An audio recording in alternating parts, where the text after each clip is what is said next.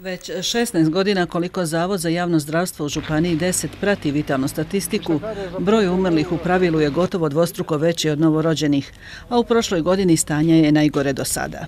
Na našoj županiji rođeno je 320 djece, a u isto vrijeme umrle su 873 osobe. Evo, to govori sve, znači da nam je minus od 553 osobe. I analiza proteklog desetljeća govori u prilog tomu kako nam je manjak stalno stanje. Do 2007. do 2017. godine je 4541 jedna osoba, znači u korist umrlih. To znači da je nestala općina veličine Glamoča.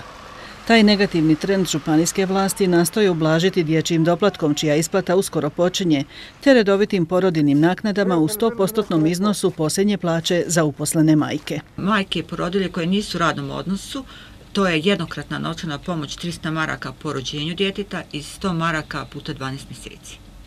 I sad ovaj dječji doplatak neće zaustaviti, ali će barem dati finansijska sredstva za ljude koji su tu da ipak razmišljaju da ne odu. Potpore za novorođenu djecu isplaćuju i 3 općine. Tomislavgradska po 300 maraka za svako dijete, Livanjska za prvo i drugo po 300, a za svako treće i sljedeće po 400, dok će na Kupresu roditelji za prvorođeno dijete dobiti 500, a za drugo i svako sljedeće po 750 maraka.